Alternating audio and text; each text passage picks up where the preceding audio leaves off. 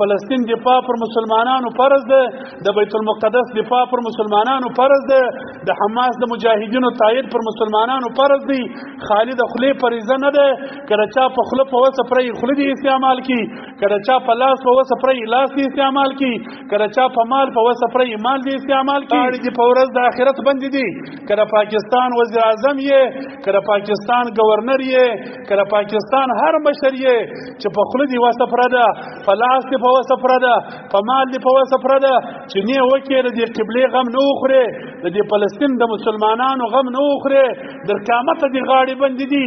په ورځ د آخرت به د الله په حضور کې شرمېدلې راپورته کېږي، په ورځ د آخرت به د الله په حضور کې په عذاب اخته راپورته کېږي. په وخت کې په یوه دنیا کې یو مسلمان نه دی خلاص چې د جهاد فرضیت خلاص وي.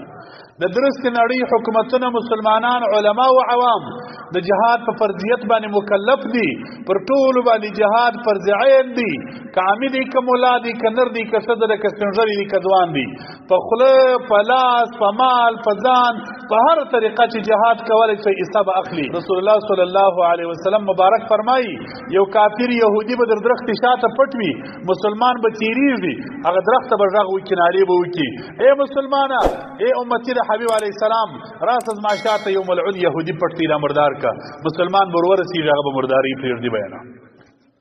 دا دې سوه بیا د جهاد لښکر پورته کېږي. امام مهدي علیه السلام به در دغه ځای پر د جهاد لښکر روانوي. مقصد مې دا دی چې هغه عظیمه قبله، هغه مبارک ځای، هغه د انبیاو مرکز، هغه د جهاد مرکز، هغه د ملائکو خښتې ایښول سوی، هغه د مسلمانانو قبله، هغه نن د یهودو په لاس کې ده. او زموږ خلک په دې خوب بیده دي چې اوس جهاد نشته. د بعضو ډیرو خلکو ذهنونه ما اختر کې هم تاسو ته ویلي وه، دې ته جوړ شوي دي چې جهاد چې د امریکا د افغانستان او لاړل جهاد ختم شو. جهاد د قیامته فرض دی. جهاد په اوس وخت کې په یوه دنیا کې یو مسلمان نه دی خلاص چې د جهاد فرضیت خلاص وي. د درست نړۍ حکومتونه مسلمانان علما او عوام د جهاد په فرضیت باندې مکلف دي، پر ټولو باندې جهاد فرض عین دي، که عامي دي که ملا دي که نر دي که ښځه ده که سپینږیري دي که ځوان دي، په خوله په لاس په مال په ځان په هر طریقه چې جهاد کولی شي حصه به اخلي.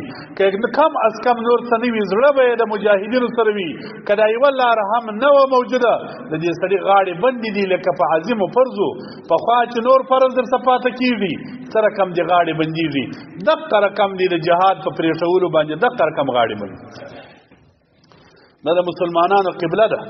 رسول الله صلی الله علیه وسلم په خپله زندګۍ کې اصحاب مبارکانو ته فرمایل، نبی اکرم صلی الله علیه وسلم وایي ما ولیدله چې زما د امت یو لښکر به ځي په فلسطین کې به بیت المقدس آزادوي، دا به د مسلمانانو په قبضه کې راځي. کله چې د الله پیغمبر صلی الله علیه وسلم د دنیا سره رحلت وکړي، د حضرت ابوبکر صدیق رضی الله عنه خلافت راغی. اول جنگ و جهاد د ابوبکر صدیق په خلافت کې رضی الله تعالی عنه د یو کافر سره چې دعوه د نبوت یې کړې وه، د مسیلمة الکذاب په نامه یو کافر و، اول جنگ د هغه سره وسو، ابوبکر صدیق صاحب هغه مردار کړ. د دویمې پلا لپاره حضرت عمر فاروق رضی الله تعالی عنه مشوره ورته کوي. حضرت ابوبکر صدیق رضی الله عنه مبارک ته فرمایي ای د اسلام خلیفہ، ای د رسول الله صلی الله علیه وسلم اول یار او صدیقه، د الله حبیب علیه السلام په ژوند کې د دې تمنا کړې وه چې کاش چې زما لښکر برابر شوی وی او د شام پر مځکه باندې جهاد کړی وی، بیت المقدس د مسلمان د کافرانو را خلاص کړی وی او مسلمانانو ته یې په لاس ورکړی وی. راسه چې نن وخت دی د رسول الله صلی الله علیه وسلم ارمان ورپرک. حضرت ابوبکر صدیق د حضرت عمر فاروق رضی الله تعالی عنهما په مشوره باندې د جهاد لښکر برابر کړي، د مدینه منورې سره د په خلافت کې و شام او فلسطین ته د جهاد لښکر روان شو. بیا روانو د لښکر چې در څو پرې د حضرت عمر رضی الله عنه خلافت رالی، جنگونه روانو پر فلسطین باندې. د حضرت عمر رضی الله عنه په خلافت کې مسلمانانو د الله په فضل سره د بیت المقدس مځکه د کافرانو څخه ونیول، کافران یې وشړل، د مځکه د مسلمانانو په لاس باندې ورغله. بیا در ډېره حده پورې د اسلام په قبضه کې وه، د مسلمانانو د بېغوریه د بعضې مسلمانانو د کمزوري سره بیا یې پلا کافرانو حمله پر وکړه، د مسلمانانو د لاسه یې وایستل. د دویمې پلا لپاره د سلطان صلاح الدین ایوبي رحمه الله تعالی رحمتا واسعه په نامه باندې یو غیرتمن بهادره مسلمان پیدا سو او بیا یې پر بیت المقدس باندې حمله وکړله، بیا یې د کافرانو لاس ته آزاد کړي او د مسلمانانو لاس ته ولوېست. د مځکې پر مخ باندې تاسو د اسرائیلو تاریخ وګورئ. اسرائیل د مځکې پر مخ باندې خپل ځای نه لري. اسرائیل د مځکې پر مخ باندې جلا ملک نه لري. یهود په تاریخ کې په دنیا کې جلا ملک نه لري، بلکې د یهودو ریښه بخت نصر باچا ورکړلې ده چې د نصاراو یو باچا و د مځکې د مخه یهود ختم کړي وه. د هغه وروسته بیا یهودو د مځکې پر مخ باندې باچاهي نه ده کړې. یهود و نصارا د قرآن په فیصله د ازلي دشمنان دي. نن موږ تاسو ته سره یو دي، خو د سره د قرآن وایي دا دواړه دشمنان دي. یهود د مځکې پر مخ باندې ځان ته اسلام ملک نه لري، ځان ته یو خطه نه لري. دا چې کم نن د اسرائیلو په نامه باندې د مځکې پر مخ یو بدبخته انسانان د یهودو په نامه باندې آباد دي، د دې 100 کاله تاریخ دی، اخوته تاریخ بیا نه لري. ګوري دا قریب 126 کاله یا 127 کاله تاریخ لري د اسرائیل تاریخ وګوري. دا په 1390 کې د اسرائیل رالل، د یهود رالل، د فلسطینیانو سره دلته په همسایتوب باندې اړولې دي. 50 کاله بعد قریب په 1948 اوخا کې دا کافرانو حمله وکړه او ځان ته یو ریاست جوړ کړي، رامسوله. د دنیا کافرانو یې در شا لاسنیوی وکړي، امریکا او د اتباع یې در شا ودرېدل. په 1948 کې اسرائیلو اعلان وکړي د خپل ځان لپاره د ملک. در اوسه پورې 100 کالم د دې ملک نه دي پوره. بیا د هغه وروسته فلسطینیانو ته څه مځکې نیولې، ورځ در ابلې یې کافران در شا ولاړ دي، د فلسطینیانو مځکې قبضه کوي، کافران یې در شا ولاړ دي، لاس یې ورکړی دي چې مطلقاً اعلان د ریاست وکړي، په سر کې امریکا او په رسمیت یې وپېژندي، د دنیا ټولو کافرانو لاس ورکړي. نن د مځکې پر مخ باندې 11 قوي قوتونه شته، 11 سره کافران دي، د 11 په فهرست کې یو قوي قوت اسرائیل جوړ شوی دی. دا ولې؟ دا ځکه ټول کافران در شا ولاړ دي. کافرانو د دې لپاره وروزل چې د مسلمانانو خلاف یې وجنګي، د دې لپاره وروزل چې د مسلمانانو قبله ځینې لاندې کړي.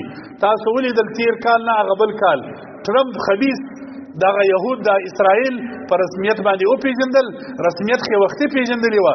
دا رسمیت یې ورلره ورکړي چې بیت المقدس ښار چې دی چې د مسلمانانو قبله ده، دا به د آینده لپاره د اسرائیلو د کافرانو د دارالامانو دارالخلافه او پایتخت به دا ځای. دا کافرانو ورلره ورکړل. د دنیا ټول کافران یې در شا ودرېدله. مقصد مې دا دی چې ورځ در ابلې د مسلمانانو څخه کار روان کړی دي. نن دا حال ته ودرېدلو چې څو کاله مخکې بیت المقدس لاندې کړي او نن زموږ قبله د کافرانو په لاس کې. نن د کافرانو تسلط باندې دي. زموږ مسلمانان باچاهان اوس هم د خوب د غفلت په خوب باندې بیده دي. زموږ خلکو ته یو عجیب غریب و عظیم مرضونه راغلي دي. نن هم پښتنه وکړه د امریکا تیاری پر بنی اسرائیل د خاصه پر فلسطینیانو باندې بمبارونه کوي. نن هم پښتنه وکړه د جرمني تیاری ورلې رادیوګانې پر ځګیږي بمبارونه کوي. د دنیا ټول کافران ورجمع سوله.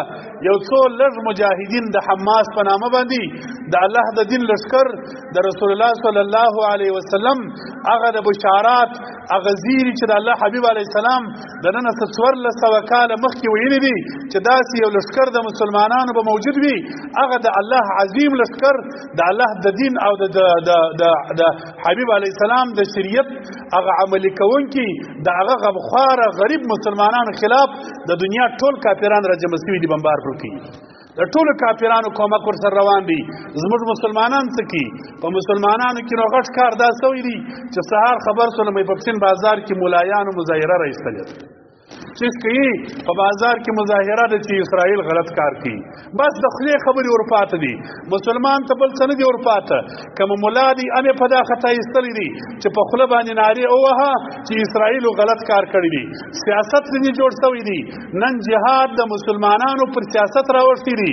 ملام په سیاست باندې جهاد کوي، امیم په سیاست باندې جهاد کوي. مسلمانان خپل په مابین کې سره کړي دي، اخته دي پر باچیې باندې جنگونه دي، په خپل ملک پر قوت باندې جنگونه دي، خپل منځي جنگونه او اختلافات دي، یو پر بل د کافر ټاپی ولګول دي، خپل منځي سره اخته کړي دي کافرانو. یو ملک منواوریدل چې پلانکی ملک د اسلام نن لشکر تیار کړي چې د خپل قبله د مسلمانانو دفاع کوي، د مسلمانانو قبله به د کافرانو خلاصي، د يهودو او د نصاراو خلاف جنگيږي. نو د پاکستان په باچا کې دا غیرت پیدا کړي.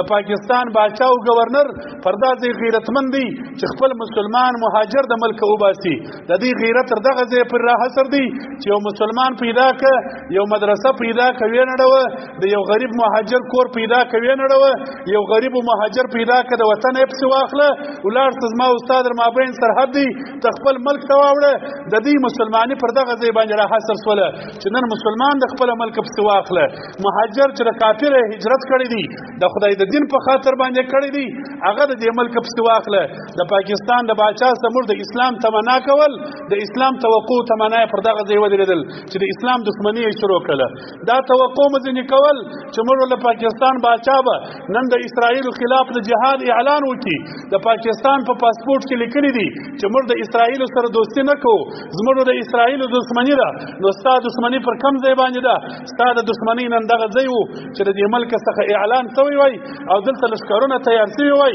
زموږ اټمي طاقت زموږ اسلامي فوج زموږ ایمانی خلک زموږ ایماندار قوتمن خلک هغه نن د دې مسلمانانو د قبلې لپاره په فلسطین کې جنګېدلي وای د خدای د دښمن د اسرائیل مقابله یې کړې وای خپل عظیمه فریضه د جهاد یې غاړې اړولې وای دا مو نه ځینې ولیدل دا غږ مو نه ځینې واورېدی دا مو د پاکستان د باچا څه نه واورېدل غاړې دې په ورځ د آخرت بندې دي که د پاکستان وزیر اعظم یې که د پاکستان ګورنر یې که د پاکستان هر مشر یې چې په خوله دې وسه پرده په لاس دې په وسه پرده په مال دې په وسه پرده چې نه وکړې د دې قبلې غم نه وخورې د دې فلسطین د مسلمانانو غم نه وخورې در قیامته دې غاړې بندې دي په ورځ د آخرت به د الله په حضور کې شرمېدلې راپورته کېږي په ورځ به آخرت به د الله په حضور کې په عذاب اخته راپورته کېږي سره کم چې اله العالمین هغه خلکو ته عذاب ورکوي چې هلته په جنګ اخته دي دغه عذاب به دې خلکو ته ورکول کېږي دا مسلمان ته به ورکول کېږي چې د کافر لاس نیسي خو د کافر سره